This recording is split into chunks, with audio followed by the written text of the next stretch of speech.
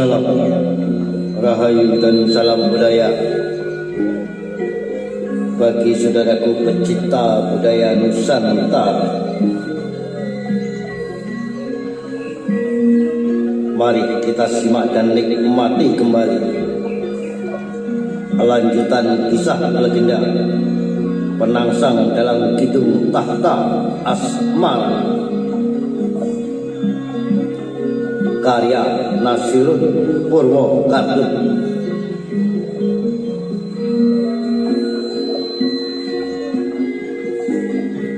Yang kali ini telah memasuki episode ke-85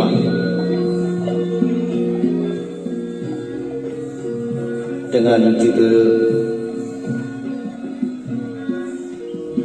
Astabrata.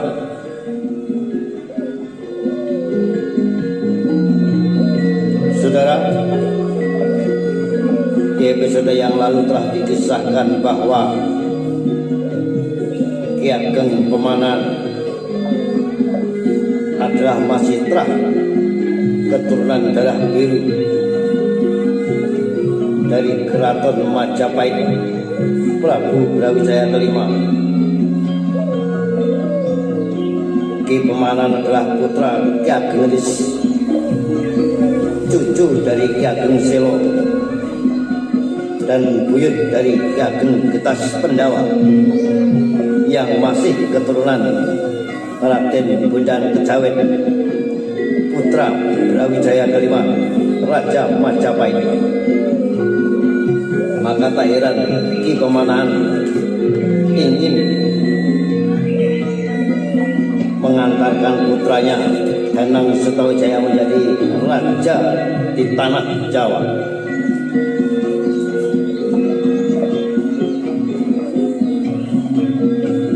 Saudara, kita kembali ke Kadipaten Jipang Panawan,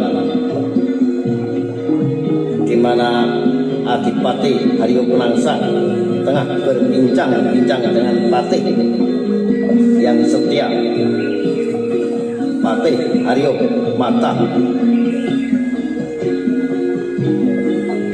Gusti Penangsang Demak kosong kepemimpinan. Sultan sudah meletakkan jabatan. Ini peluang untuk membuktikan bahwa Gustilah sosok pemimpin yang tepat bagi Demak.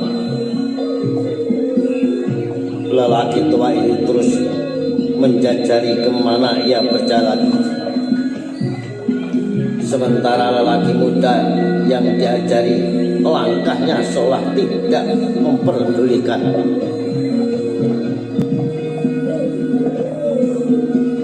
Perhatiannya masih tersisa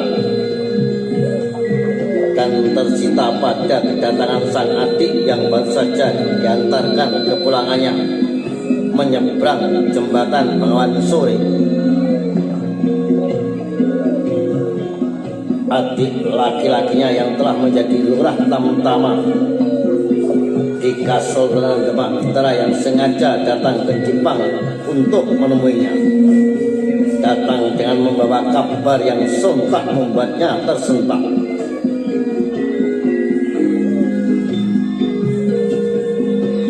Jadi Dimas Prawoto sudah benar-benar menolak menjadi Sultan Mataram. Sang adik yang ditanya menganggukkan mantap. Inggih Kang Mas Penangsang. Lelaki muda Adipati Jipang itu sangat kaget mendengarnya. Bagaimana bisa demikian Mataram? Kata Haryo Penangsang pada sang adik Haryo Mataram. Lalu berceritalah Mataram tentang kedatangan Sunan Kalijogo dan Patih Pamekas ke Pesanggeran Prawoto. Pertemuan yang kemudian dijadikan oleh Sultan Mukmin sebagai pengembalian amanat pada Sunan Kalijaga sebagai wakil Waliul Amri.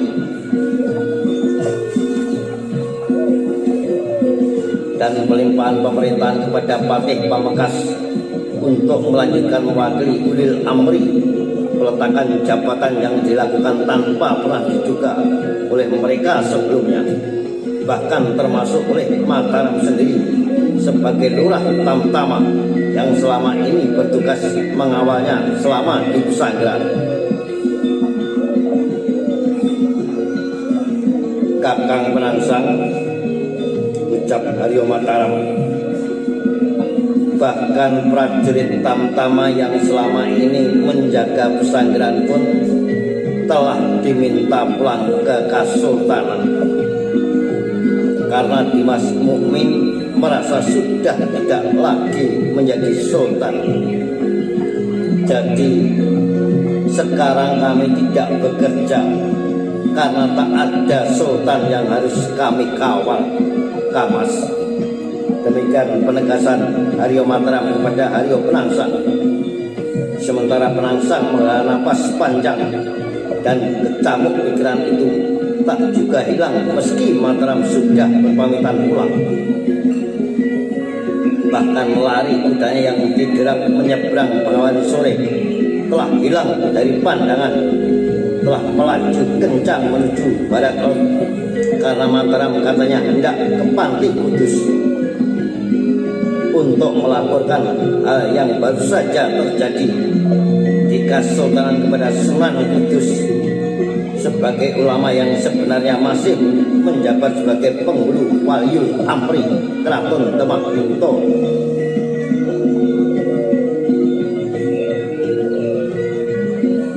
Pada diri Gusti, ajaran yang dulu pernah Romo ajarkan makin terlihat nyata bahwa memang seharusnya begitulah watak dan sifat pemimpin sejati. Bukankah Gusti Penangsang masih ingat tentang ajaran Rama pada Wibisana yang kita kenal sebagai Asta Brata? Patih Tuan Jipang itu masih terus berbicara dengan semangat meski Penangsang seolah tetap tak mendengarkan, tidak memperdulikan, namun dengan terus menjajari langkahnya Patih Mataram masih melanjutkan ucapannya. Hingga kemudian Penangsang merasa perlu memperhatikan ucapan patihnya ketika mendengar ujaran yang telah bertahun-tahun diperolehnya.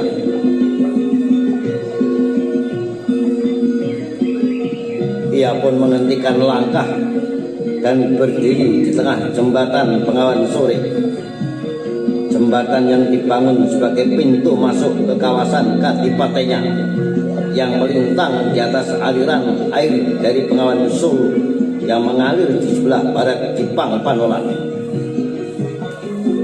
Aliran dari sungai terpanjang di tanah Jawa itu dibelokkan hingga melalui sungai baru yang dibangun di depan Kadipateh. Sungai buatan yang dalam pembuatannya dibuat melingkar kawasan Kadipateh sejak ujung barat hingga melintang ke timur untuk kemudian bertemu lagi dengan Bengawan Solo di sebelah timur Kadipateh. Sebuah parit besar yang hanya dialiri air ketika sore hari hingga dinamakan Bengawan Sore. Sambil melihat aliran yang mulai mengenang dan mencoba mendengarkan penuturan patihnya tentang ajaran kepemimpinan yang berasal dari ajaran lama,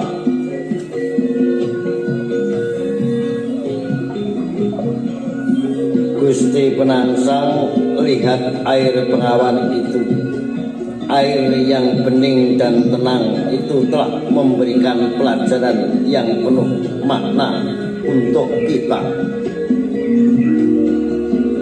kata Mataun kepada Haryo Penangsang. Dan Patih Mataun pun melanjutkan, Tirta mengandung pelajaran yang dalam tentang ajaran Pangapura Paromo Marto, pelajaran untuk mencintai manusia dengan jalan suka memaafkan. itu sudah Gusti tunjukkan dengan sikap yang diambil ketika menerima Mataram tadi. Anak durhaka yang tak tahu diri itu, yang tak pernah merasa bangga dengan ayahandanya, yang tak pernah menyesali kematiannya, tetapi menikmatinya jabatan dari telah ayahandanya. Dia apa bisa menjadi lurah Tamtama Demak kalau bukan karena dalam tubuhnya mengalir darah Pangeran Sekar.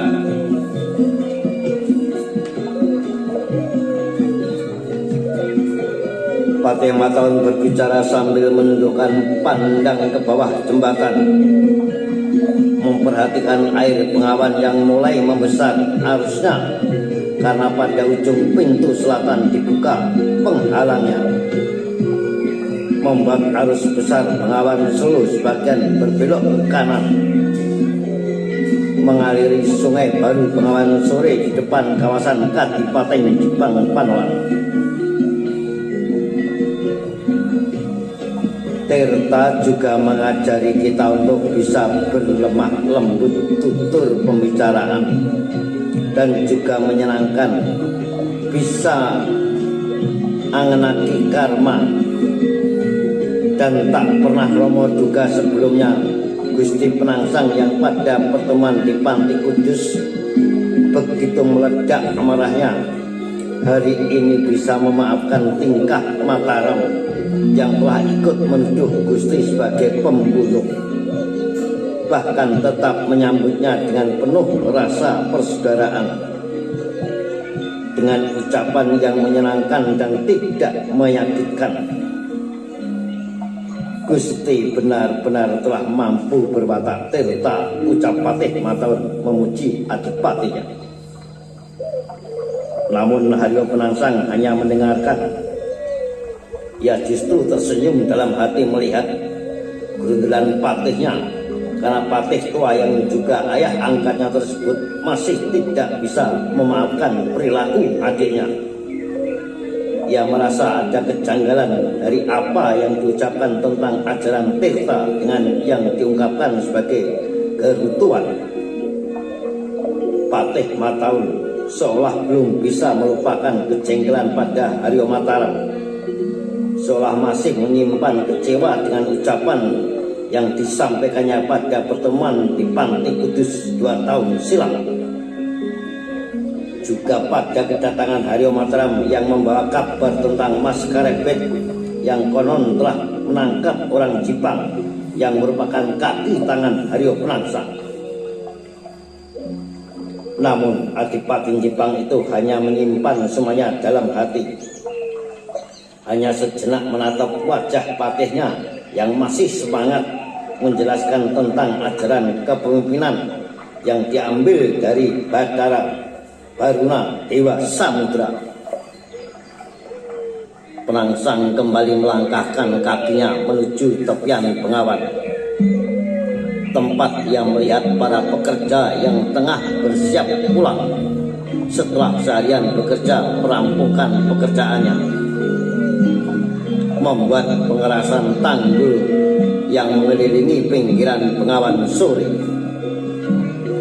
Batu-batu besar ditanam dan ditumpuk miring di tepian sungai buatan tersebut menjadi tanggul penahan agar tanah yang berada di tepian kawasan Kadipaten tidak longsor ketika diterjang air, aliran yang selalu membesar ketika hujan datang. Pada beberapa bagian telah terpasang dengan rapi menggunakan susunan yang tertata rapi, seperti tangga pada bangunan candi. Disusun berundak hingga membuat para prajurit juga mudah untuk menapakinya. Sementara di seberangnya penahan dibuat dengan susunan yang sangat curam, membuat tumpukan batu hitam itu tak bisa ditapai, karena bangunan tanggul itu memang sekaligus sebagai benteng perlindungan bagi kawasan Kadipaten Jipang. Dengan bangunan yang curam ke arah aliran Bengawan Sore, membuat pertahanan dengan memanfaatkan aliran air menjadi makin kuat. Penangsang pun memperhatikan hasil kerja para kawulanya. Sementara para pekerja yang melihat kedatangan Adipati dan patihnya itu segera mengaturkan sembahnya. Dan Adipati Jipang itu membalasnya dengan mengucapkan salam kepada mereka. Para pekerja yang tengah membersihkan diri dengan mandi bersama di tepian bengawan, membersihkan diri dari padipan tanah bekas galian yang tengah mereka rapikan. Penangsang kembali berjalan meninggalkan onggokan tanah bekas kerukan sungai buatan yang menggunung di tepian bengawan.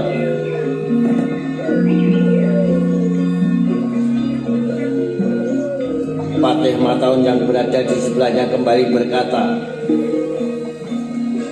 tanah pun telah mengajari kita untuk bisa tansah adedono karem hamba bunga janmo Kanjeng Gusti Penangsang. Adipati Jipang kembali tersenyum tipis. Ajaran yang dulu pernah didapatkan di beranda Pringgitan dalam kepatian Panolang kembali diingatnya.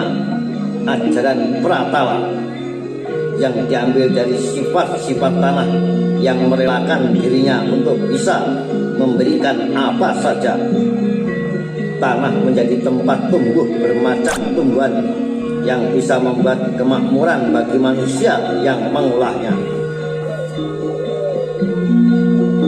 Tanah atau Pratala mengajari kita untuk bisa bersifat pemurah dan penuh kasih sayang, mau menerima segala tumpahan dan keluhan, serta memberikan sarana hidup bagi seluruh rakyatnya.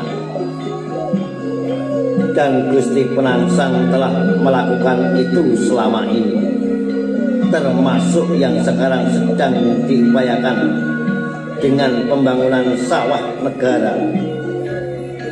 Persawahan yang akan dipergunakan untuk persediaan lumbung kadipaten. Kembali Penangsang hanya tersenyum mendengar pujian dari patih yang setia, Patih Haryo Mataun. Nah saudara, sampai berjumpa di lanjutan kisah Penangsang dalam Kidung Tahta Asmara. Salam Rahayu, salam budaya, sampai jumpa.